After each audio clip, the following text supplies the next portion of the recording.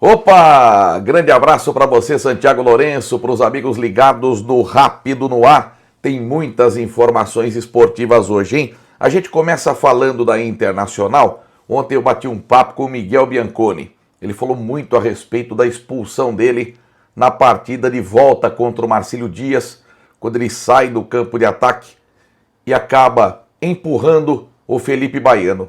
Ele disse o seguinte para mim: olha, eu juro pelos meus filhos que eu não agredi o Felipe Baiano. O problema é que tem uma imagem por baixo que aparece a mão do Miguel Bianconi em direção ao rosto do Felipe Baiano, mas segundo ele, não houve o disparo, não houve o gatilho.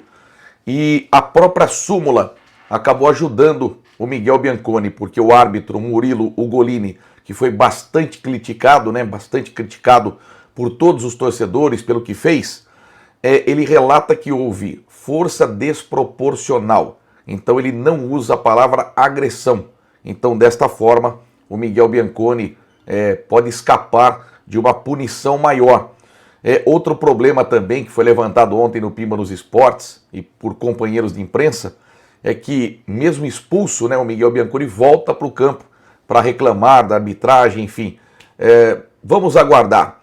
Não haverá o julgamento imediatamente. Então ele está fora deste primeiro jogo do mata-mata contra o Rio Branco, no Espírito Santo. A delegação da Inter viaja quinta-feira, jogo marcado para sábado, às 5 horas da tarde, estádio Kleber Andrade, em Cariacica, que é um estádio belíssimo. Então Miguel Bianconi fora dessa partida, o Ademir Fezan que foi expulso. Falei com o Ademir também, que disse, olha, foi na minha frente o lance, por isso que eu reclamei com o árbitro, não era para expulsão. Então o Ademir também não pode comandar a Inter da beira do gramado, tá? E ontem no Pima nos Esportes eu fiz uma enquete. Quem você, torcedor da Inter, colocaria no lugar do Miguel Bianconi? As opções: Cadu, que fez o gol da classificação de falta, Pedro, que é o substituto imediato do Miguel Bianconi, ou você colocaria o Matheus Guimarães? Ganhou Matheus Guimarães. Na opinião dos leoninos, a Inter ficaria rápida nos contra-ataques e o Matheus marcaria melhor, tá? E teria mais opções ofensivas para manter o esquema tático que o Fezan gosta nesse campeonato, que é o 4-3-3. Então, na opinião, na enquete, ganhou Matheus Guimarães, tá bom? Olha, a Inter jogará pela primeira vez em sua história 2 jogos no mesmo dia, porque sábado também tem a última rodada da primeira fase da Copa Paulista e todos os jogos precisam ser realizados às 15 horas. Ainda bem que o Fezan tem um elenco grande, porque a Inter joga às 3 da tarde contra a Itapirense no Limeirão, última rodada, e eu vou falar que a Inter precisa ganhar, vou explicar, e depois às 5 a Inter joga no Espírito Santo contra o Rio Branco. Aí a volta é no outro sábado no Limeirão. Como é que funciona a Copa Paulista? Todos os times, os classificados, os 16 no total, eles vão se alinhar quando terminar essa primeira fase. Então a melhor campanha pega a última, a segunda pega a penúltima. Então neste momento, com o empate da Inter em Ribeirão Preto com o Comercial 2-2, a Inter vencia por 2-1 com 2 gols do Thomas, a Inter está exatamente em 8º lugar. Então qual é o objetivo? Terminar entre os 8 primeiros para decidir o mata-mata, o primeiro em casa, que é o mata-mata oitavas de final. Nesse momento, a Inter está enfrentando a Portuguesa Santista, que é a 9ª colocada. E os dois times têm exatamente a mesma pontuação. Então a Inter precisa ganhar da Itapirense, tá? Sábado, para terminar na 8ª posição e, podendo até melhorar, 7º, 6º, e decidir em casa o mata-mata. Olha a importância, hein? O Itapirense vem para cá desclassificada, não tem mais chances. A Inter precisa ganhar para terminar no bloco dos 8 primeiros e decidir o mata-mata em casa. E o Edgar Mendes, nosso companheiro que gosta de ouvir os nossos boletins, acompanha os nossos programas, ele deu uma ideia muito legal que a Inter poderia acatar.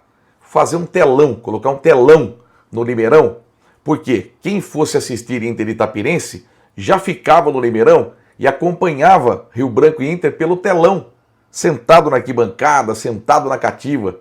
Então, nós já tivemos um telão no jogo contra o São Paulo em Brasília.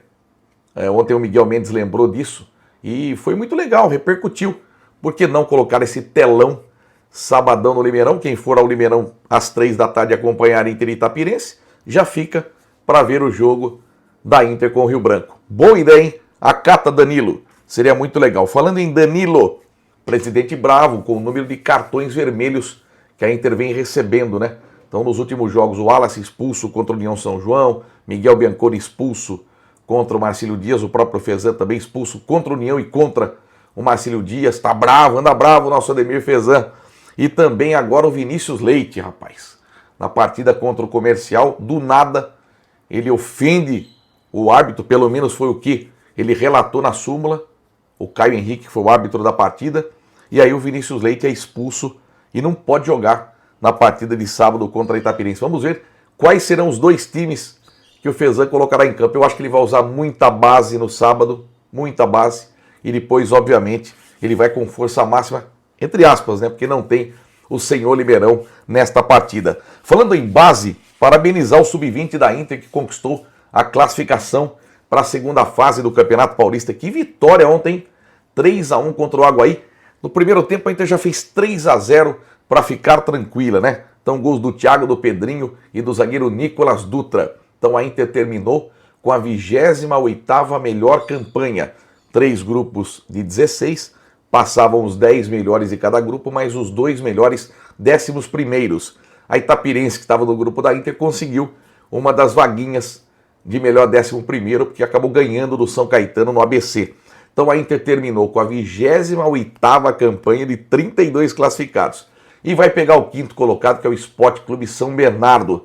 Primeiro jogo será no Limeirão e o jogo de volta no ABC, tá bom? A melhor campanha foi do Palmeiras, no geral. E o Red Bull Bragantino fez a segunda melhor campanha. Então boa sorte aos comandados de Bruno Simon. No Independente, o Kine Mercury estava mandando para mim aqui a súmula do que aconteceu domingo no Pradão, aquele caso de injúria racial. O árbitro da partida, o Juliano José Alves Rodrigues, ele relatou, né, que teve que paralisar a partida no segundo tempo, porque o lateral Diogo Vieira reclamou que teria sido ofendido, injúria racial, um ato racista. O árbitro fez aquele gesto com a mão, que é o protocolo do racismo, o jogo paralisado. Só que, no final da partida, o árbitro da partida e o delegado, eles relataram o seguinte, que o próprio jogador, que é o Diogo Vieira, lateral direito do Tanabi, mais o diretor Amin José de Moraes Júnior e toda a comissão técnica, eles decidiram não registrar boletim de ocorrência. E não foi possível identificar esse torcedor que cometeu esse ato ou teria, né, cometido esse ato de injúria racial contra o jogador do Tanabi. Então o Independente escapa de uma punição, escapa de uma dor de cabeça e pode focar agora só no jogo de volta, que será sábado, tá? Às 3 da tarde em Tanabi. Estava vendo o Valdemar Lopes participando ontem no programa, dizendo que quase fechado já o ônibus, né? Tem 36 torcedores do Galo que já confirmaram presença em Tanabi para apoiar o Independente rumo ao acesso, tá? O empate pertence ao Tanabi pela melhor campanha. O Galo tem que ganhar o jogo para subir para a Série A4, tá bom? Copa do Brasil teve sorteio ontem, clássicos, hein? Cruzeiro e Atlético Mineiro. Quem passar de Cruzeiro e Atlético pega o ganhador de Corinthians e Atlético do Paraná. Primeiro jogo na Arena da Baixada e a volta na Neoquímica Arena. E o meu Vascão da Gama vai pegar o Botafogo. Primeiro jogo, eu acredito que os dois serão no Maracanã, até por renda, né? Mas o mando primeiro do Vasco, segundo do Botafogo. Quem passar pega Fluminense e Bahia. Primeiro jogo em Salvador, segundo jogo é no Maracanã. Então cada time que está nestas quartas de final, cada time receberá 4.700.000 reais. Olha o dinheiro que o São Paulo perdeu por não passar do Atlético do Paraná. Os semifinalistas, 9.900.000. O campeão, 77 milhões de reais. O vice, 33 milhões de reais. Sorteio ontem na CBF. E nós teremos os jogos de ida 27 de agosto e a volta 11 de setembro. Que beleza! É a nossa Copa do Brasil pegando fogo, né? Falar um pouquinho aqui rapidamente do Palmeiras, que encaminhou a contratação do goleiro Carlos Miguel, hein? Ex-Corinthians, estava no Nottingham Forest, chega até sexta-feira. Palmeiras vai pagar 4 milhões de euros, 25 milhões de reais, mais, tá? um dinheiro por metas alcançadas. Ele tem 26 anos e 2,04 metros. O Palmeiras também encerrou um imbróglio com o Al-Sadd por conta daquele pré-contrato que o Abel assinou. Então, por conta do Giovani, atacante do Palmeiras, que está no time do Al-Sadd, o time teria que pagar mais 25 milhões, mais 10 milhões, né, ao Palmeiras. E aí o Palmeiras disse que não precisa pagar esse valor, tá tudo certo. E o Abel segue feliz da vida no Palmeiras, renovando até 2027, tá? Uma notícia aqui do futsal: o Brutus acabou contratando o terceiro reforço para a temporada. É o Caio Henrique, 21 anos, Caio Henrique, tá? É um ala pivô que estava no Saudades de Santa Catarina. Ele passou por algumas equipes como a ABB, como o UTA do Paraná, Bauru, Santa Maria de Santa Catarina, São Caetano, Impacto Futsal. Então ele se junta aí ao Diego Lino e ao Marquinhos, jogadores que já estrearam, participaram dos Jogos Regionais de Bragança Paulista. A estreia do Brutus na Liga Paulista, dia 22 agora, hein?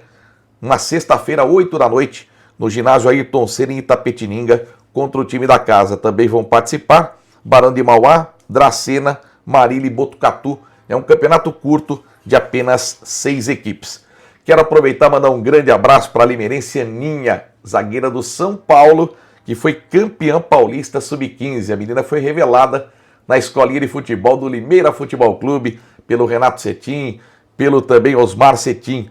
Na final, o São Paulo pegou a Ferroviária no estádio Bruno José Daniel, 0-0 no tempo normal, e nos pênaltis deu tricolor 3-2. A Aninha jogou em Limeira até 2023, foi para a Ferroviária, São Paulo gostou dela, a contratou e agora deu resultado. A família mora no Parque Hipólito. Então, parabéns, Aninha, que é capa da Gazeta de Limeira hoje. Ela que foi campeã paulista com o tricolor. Parabéns. Libertadores, ontem falando em tricolor, 0-0, Atlético Nacional e São Paulo. E o Rafael acabou pegando o pênalti, hein, que ajudou o tricolaço a segurar esse empate na Colômbia. O Peñarol ganhou por 1-0 do Racing e Fortaleza e Vélez Sarsfield empataram sem gols. Hoje, 19 horas, tem Cerro Porteño e Estudiantes e às 21h30, Flamengo e Internacional. Que jogão no Maracanã. Na Copa Sul-Americana, a vitória do Fluminense, do meu pai Edmundo Silva, hein? O Flusão bateu o América de Cali por 2-1 na Colômbia, com gols do Canóbio. Que golaço, hein? Que golaço do Canóbio. Eu sou fã desse jogador. E um gol contra. Então o Fluminense tem a vantagem do empate no jogo de volta. O São Paulo também conquistando esse resultado na Libertadores. Vai decidir no Morumbi, né? Casa cheia no Morumbi. Bom, ainda sobre a Sul-Americana, ontem, Independente Del Valle 1, Muxuque Runa do Equador 0, e o Once Caldas também fez 1-0 em cima do Huracan da Argentina. 2 jogos hoje, 3 na verdade, nenhum envolvendo brasileiros. Às 19 horas tem Bolívar e Cienciano, e às 21h30 Alianza Lima e Universitário de Quito e Universidade de Chile contra o Independiente da Argentina. Então a gente sempre de olho na Libertadores, sempre de olho na Copa Sul-Americana.